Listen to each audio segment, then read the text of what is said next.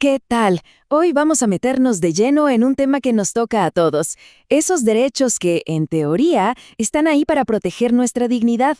Vamos a ver de dónde salieron, cómo se supone que funcionan y, ojo, por qué todo ese sistema podría estar a punto de romperse. Y para arrancar, a ver, pensemos en esto. ¿Qué es lo que realmente protege nuestra dignidad como personas? Parece una pregunta enorme, ¿no?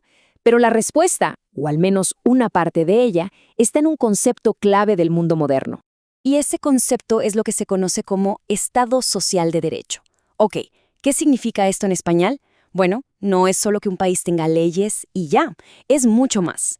Se trata de que el Estado se meta, que sea proactivo, para asegurarse de que la gente pueda vivir bien, con dignidad, sin que nadie la humille y sobre todo como cada quien decida vivir. O sea, pone a la persona en el mismísimo centro de todo. Perfecto. Entonces, si esa es la misión, proteger la dignidad, ¿cómo se logra? ¿Cuáles son las herramientas? Bueno, el Estado tiene unas garantías, unas protecciones, pero aquí hay un punto clave.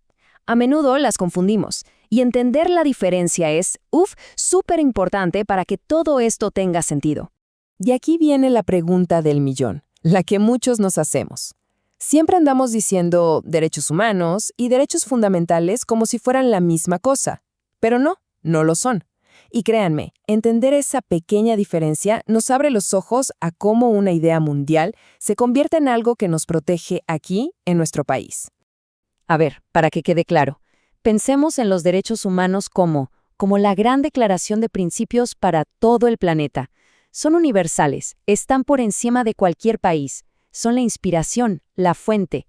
Y luego, los derechos fundamentales son la letra chica, ¿sí? Es como cada país agarra esa gran idea y la mete en su propia constitución para proteger a sus ciudadanos.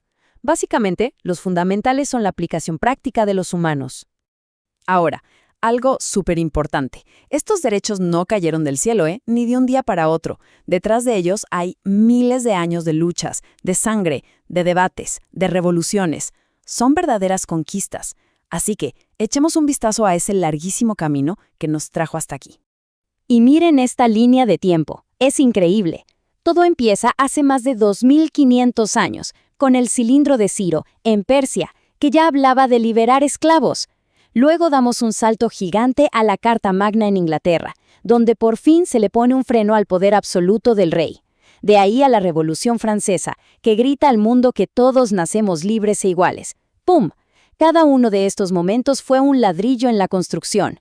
Y el muro se terminó de levantar, por así decirlo, en 1948, justo después del desastre de la Segunda Guerra Mundial, con la Declaración Universal de Derechos Humanos. Ese es el documento madre de todo lo que hablamos hoy. Todo suena muy bien hasta ahora, ¿verdad? Una historia de progreso, de lucha, de conquistas. Pero, y este es un pero enorme, aquí es donde la cosa se complica.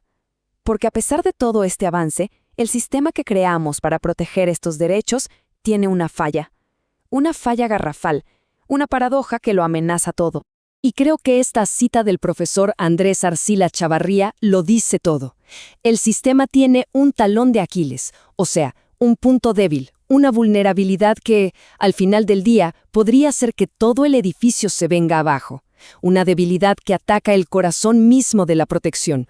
Entonces, ¿cuál es esa famosa paradoja? A ver, se los explico en 3 pasos. Es casi absurdo. Paso 1. Una corte internacional, una muy importante, dice: este país es culpable de violar derechos humanos. Paso 2. Le entregan el veredicto a ese mismo país. Y paso 3. Aquí viene lo bueno. Le dicen al país culpable: bueno, ahora te toca a ti mismo aplicarte el castigo. Es de locos. Es como si el acusado tuviera que ponerse las esposas a sí mismo. El infractor es el que tiene que autocastigarse. Y que nadie piense que esto es pura teoría de libros. Para nada. Lo estamos viendo con nuestros propios ojos. Pensemos en Venezuela, en el eterno conflicto entre Israel y Palestina, o en la invasión de Rusia a Ucrania. Claro que los organismos internacionales hablan, critican, condenan, pero al final del día, ¿qué pueden hacer realmente? ¿Qué poder tienen para que sus palabras se cumplan? La verdad es que muy poco. Se queda en un discurso, en papel mojado, mientras la gente sigue sufriendo. Ok, el panorama parece bastante oscuro, Pero frente a un problema tan grande, empiezan a surgir ideas bastante radicales para cambiar las reglas del juego. Así que ahora pasemos del problema a una posible solución.